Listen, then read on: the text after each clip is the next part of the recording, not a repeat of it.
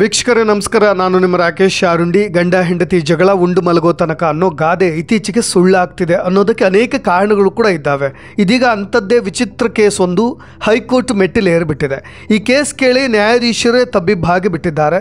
ಏನಕ್ಕೆ ಇಂತಹ ವಿಚಿತ್ರ ಕೇಸ್ಗಳು ಹೈಕೋರ್ಟ್ ಮೆಟ್ಟಿಲವರೆಗೂ ಕೂಡ ಬರುತ್ತವೆ ಅನ್ನೋ ಗೊಂದಲಕ್ಕೂ ಕೂಡ ಒಳಗಾಗಿದ್ದಾರೆ. ವೀಕ್ಷಕರೇ, ದಂಪತಿಗಳು ಇತ್ತೀಚೆಗೆ ವಿಚ್ಛೇದನಕ್ಕೆ ಕೊಡ್ತಾ ಇರೋ ಕಾರಣಗಳು, ಜೊತೆಗೆ ಹೊಂದಾಣಿಕೆ ಕೊರತೆಗಳಿಗೆ ಕೊಡ್ತಾ ಇರೋ ನೆಪಗಳು, ಇಬ್ಬರ ವೈಮನಸ್ಸಿಗೆ ಕೊಡ್ತಿರೋ ಕಾರಣಗಳನ್ನು ಕೇಳಿ ನ್ಯಾಯಾಧೀಶರು ಕೂಡ ಶಾಕ್ಗೆ ಒಳಗಾಗ್ತಾ ಇದ್ದಾರೆ.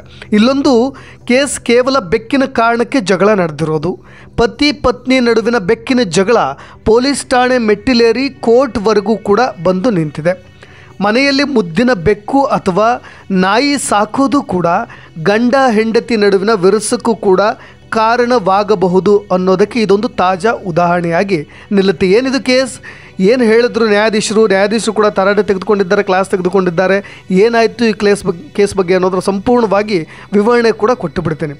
ನನ್ನ ಗಂಡ ನನ್ನ ಮೇಲೆ ಕೇರ್ ಮಾಡ್ತಾ ಇಲ್ಲ, ಕಾಳಜಿಯನ್ನು ತೋರಿಸ್ತಾ ಇಲ್ಲ, ಸರಿಯಾಗಿ ಪ್ರೀತಿ ಕೂಡ ವ್ಯಕ್ತಪಡಿಸ್ತಾ ಇಲ್ಲ. ನನಗಿಂತಲೂ ಕೂಡ ನನ್ನ ಮನೆಯಲ್ಲಿರೋ ಸಾಕಿದ ಬೆಕ್ಕನ್ನೇ ಹೆಚ್ಚಾಗಿ ಪ್ರೀತಿ ಮಾಡ್ತಾನೆ, ಅದಕ್ಕೆ ತೋರಿಸೋ ಕಾಳಜಿ ಕೂಡ ನನ್ನ ಮೇಲೆ ಇಲ್ಲ ಅಂತ ಹೇಳಿ ಆರೋಪ ಮಾಡಿ ಪತಿಯ ವಿರುದ್ಧ ಕೇಸ್ ದಾಖಲಿಸಿದ ದೌರ್ಜನ್ಯದ ಕೇಸ್ಗೆ ಹೈಕೋರ್ಟ್ ಕೂಡ ಈಗ ರಿಯಾಕ್ಷನನ್ನು ಕೊಟ್ಟಿದೆ.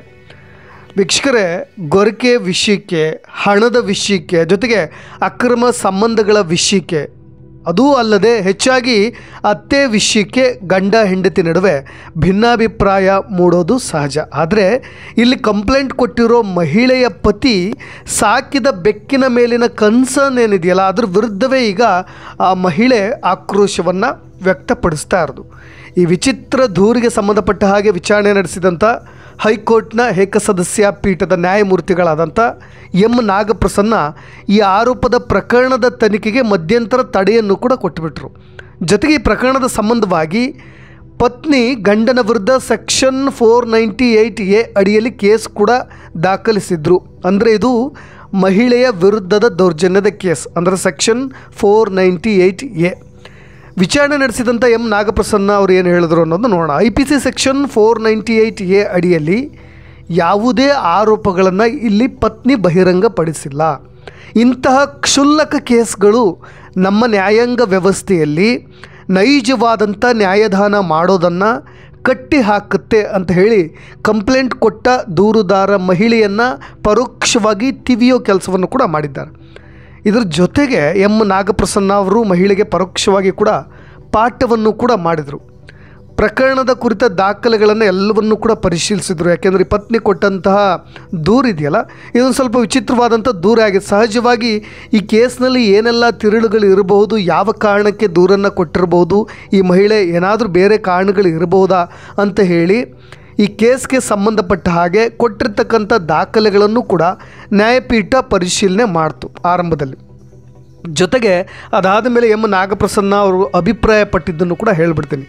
ಹೆಂಡತಿಗಿಂತಲೂ ಮನೆಯಲ್ಲಿ ಸಾಕಿದ ಬೆಕ್ಕನ್ನು ಗಂಡ ಹೆಚ್ಚು ಕಾಳಜಿಯಿಂದ ನೋಡ್ಕೊಳ್ತಾರೆ.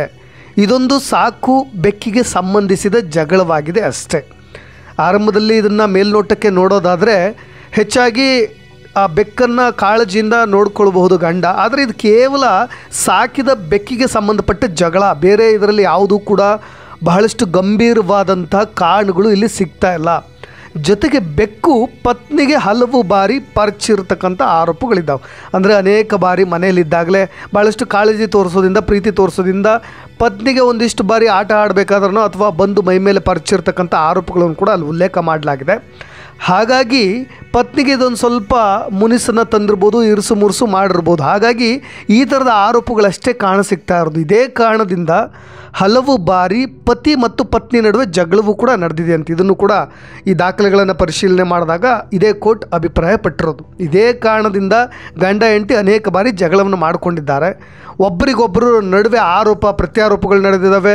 ಹೆಂಡತಿ ಒಂದು ಮಾತನಾಡಿದ ಅದ್ರ ವಿರುದ್ಧವಾಗಿ ಗಂಡ ಒಂದು ಮಾತನಾಡೋದು, ಜೊತೆಗೆ ಗಂಡ ಮಾತನಾಡಿದ ಅಂತ ಅದರ ವಿರುದ್ಧವಾಗಿ ಹೆಂಡತಿ ಮಾತನಾಡೋದು, ಅದು ಅತ್ತೆ ಮಾವನವರೆಗೂ ಕೂಡ ಹೋಗಿರೋದನ್ನ ಇಲ್ಲಿ ನಾವು ಗಮನಿಸ್ಬೋದು. ಹಾಗಾಗಿ ಇದು ಕೇವಲ ಸಾಕು ಬೆಕ್ಕಿಗೆ ನಡೆದಿರ್ತಕ್ಕಂಥ ಜಗಳ. ಇದು ವರದಕ್ಷಿಣೆಗಾಗಿ ಅಥವಾ ವರದಕ್ಷಿಣೆಯ ಹಲ್ಲೆ ನಡೆದಿರತಕ್ಕಂಥ ಯಾವುದೇ ಇವು ಕಾರಣಗಳು ಇಲ್ಲ, ಅಥವಾ ಪತ್ನಿಯ ಕ್ರೌರ್ಯಕ್ಕೂ ಕೂಡ ಇದು ಸಂಬಂಧಿಸಿದ್ದಲ್ಲ ಅನ್ನೋದು ಇವೆಲ್ಲ ನೋಡಿದಾಗ ನಮಗೆ ತಿಳಿದು ಬರುತ್ತೆ ಅಂತ ಹೇಳಿ ಇದೇ ಎಂ ನಾಗಪ್ರಸನ್ನ ಅವರು ಅಭಿಪ್ರಾಯಪಟ್ಟಿರೋದು. ಅಲ್ಲದೆ ಪ್ರಕರಣ ಸಂಬಂಧವಾಗಿ ದಾಖಲಾಗಿರುವ ದೂರನ್ನು ಗಮನವಿಟ್ಟು ಪರಿಶೀಲನೆ ನಡೆಸಿದಾಗ ದೌರ್ಜನ್ಯ ಹಾಗೂ ವರದಕ್ಷಿಣೆ ಕಿರುಕುಳ ಆರೋಪಕ್ಕೆ ಸಂಬಂಧಪಟ್ಟಂತೆ ಯಾವುದೇ ಆರೋಪಗಳಿಲ್ಲ.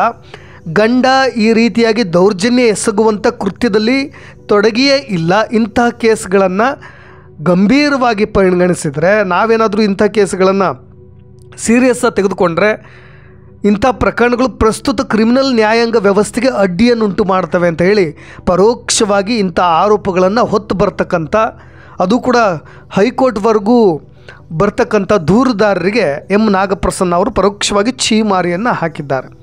ದೌರ್ಜನ್ಯ ನಡೆಸಿದಂಥ ಆರೋಪದಲ್ಲಿ ಅರ್ಜಿದಾರರ ವಿರುದ್ಧ ತನಿಖೆ ನಡೆಸೋದಕ್ಕೆ ಅನುಮತಿಯನ್ನು ಕೊಡೋದು, ಜೊತೆಗೆ ಕಾನೂನು ಪ್ರಕ್ರಿಯೆಯನ್ನು ದುರುಪಯೋಗಪಡಿಸಿಕೊಂಡಂತೆ ಆಗುತ್ತೆ. ನಾನೇನಾದರೂ ಇಲ್ಲಿ ಅರ್ಜಿದಾರರ ವಿರುದ್ಧವಾಗಿ ತನಿಖೆ ನಡೆಸೋದಕ್ಕೆ ಏನಾದರೂ ಪರ್ಮಿಷನ್ ಕೊಟ್ಟರೆ ಅದು ನಮ್ಮ ಕಾನೂನಿನ ಪ್ರಕ್ರಿಯೆಯನ್ನು ದುರುಪಯೋಗಪಡಿಸ್ಕೊಂಡಂತೆ ಆಗುತ್ತೆ ಅಂತ ಹೇಳಿ ಈ ಹೆಣ್ಣುಮಕ್ಕಳು ಅವರಿಗಿರ್ತಕ್ಕಂಥ ಹಕ್ಕುಗಳು ಕರ್ತವ್ಯಗಳನ್ನು ಯಾವ ರೀತಿಯಾಗಿ ದುರುಪಯೋಗಪಡಿಸಿಕೊಳ್ಳಬಹುದು ಅನ್ನೋದನ್ನು ಕೂಡ ಎಂ ನಾಗಪ್ರಸನ್ನ ಅವರು ಅಭಿಪ್ರಾಯಪಟ್ಟರು.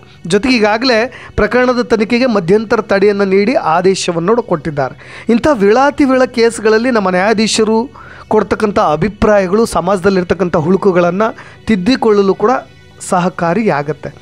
ಇದರ ಜೊತೆಗೆ ವೀಕ್ಷಕರೇ ಇಲ್ಲೊಂದು ಗಮನಿಸಬೇಕು, ಈ ದೂರುದಾರ ಮಹಿಳೆಯ ಪತಿ ಕೂಡ ಅತ್ತೆ ಮತ್ತು ಮಾವನ ವಿರುದ್ಧವೂ ಕೂಡ ದೂರನ್ನು ದಾಖಲಿಸಿದ್ರು. ಅದಕ್ಕೂ ಕೂಡ ಮಧ್ಯಂತರ ತಡೆಯನ್ನು ಕೂಡ ಈಗಾಗಲೇ ಕೋರ್ಟ್ ಕೊಟ್ಟಿರೋದು.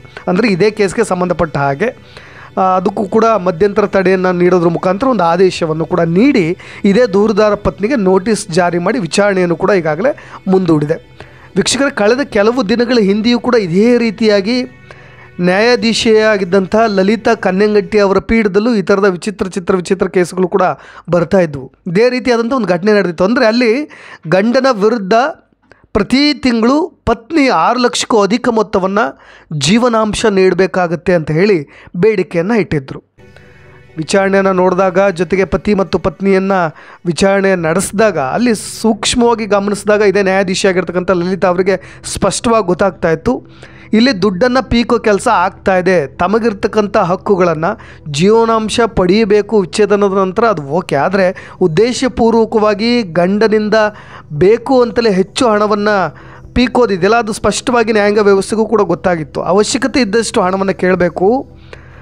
ನ್ಯಾಯಾಂಗ ವ್ಯವಸ್ಥೆಯೇ ಇವೆಲ್ಲವನ್ನು ಕೂಡ ಗಮನಿಸದೆ ನಿಮ್ಮ ಹಕ್ಕುಗಳನ್ನು ದುರುಪಯೋಗ ಪಡಿಸ್ಕೊಳ್ಬಾರ್ದು, ನಿಮ್ಮ ಕತೆ ಕೇಳೋಕೆ ನಾವು ಕೂತಿಲ್ಲ ಅಂತ ಹೇಳಿದರೆ. ಯಾಕೆಂದರೆ 6 ಲಕ್ಷ ಪ್ರತಿ ತಿಂಗಳು ಗಂಡ ಜೀವನಾಂಶ ಕೊಡಬೇಕು ಅಂದರೆ ವೀಕ್ಷಕರು ಇವೆಲ್ಲವನ್ನು ಕೂಡ ಗಮನಿಸಿದಾಗ ಅತುಲ್ ಸುಭಾಷ್ ಅಂತವರು ಕರ್ನಾಟಕದ ನ್ಯಾಯಾಂಗ ವ್ಯವಸ್ಥೆ ಮೇಲೆ ನಂಬಿಕೆ ಇಟ್ಟು ಇಲ್ಲೇ ವಿಚಾರಣೆ ನಡೀಬೇಕು ಅನ್ನೋ ಅಭಿಪ್ರಾಯವನ್ನು ಪಡ್ತಾರಲ್ಲ. ಯಾಕೆಂದರೆ ನಮ್ಮ ನ್ಯಾಯಾಧೀಶರು ನೀಡ್ತಕ್ಕಂಥ ತೀರ್ಪುಗಳು, ಜೊತೆಗೆ ಅವರು ವ್ಯಕ್ತಪಡಿಸ್ತಕ್ಕಂಥ ಅಭಿಪ್ರಾಯಗಳು ನಮ್ಮ ನೆಲ ಅಂದರೂ ಕೂಡ ಅದು ಕೂಡ ಕರ್ನಾಟಕದ ನೆಲದ ಮೇಲೆ, ಕಾನೂನಿನ ಮೇಲೆ ನಂಬಿಕೆಯನ್ನು ಉಳಿಯುವಂತೆ ಮಾಡಿದ್ದೇವೆ ಅನ್ನೋದನ್ನ ಕೊನೆಯದಾಗಿ ಹೇಳ್ತಾ, ಈ ವಿಷಯಕ್ಕೆ ಸಂಬಂಧಪಟ್ಟ ಹಾಗೆ ನೀವು ಕೂಡ ಕಮೆಂಟ್ ಬಾಕ್ಸ್ನಲ್ಲಿ ನಿಮ್ಮ ಅಭಿಪ್ರಾಯಗಳನ್ನು ತಿಳಿಸಿ ಅಂತ ಹೇಳ್ತಾ, ಇನ್ನಷ್ಟು ವಿಶೇಷ ಸುದ್ದಿಗಳೊಂದಿಗೆ ಮತ್ತೆ ಬರ್ತೀನಿ. ನಾನು ರಾಕೇಶ್ ಶಾರುಂಡಿ. ಧನ್ಯವಾದ.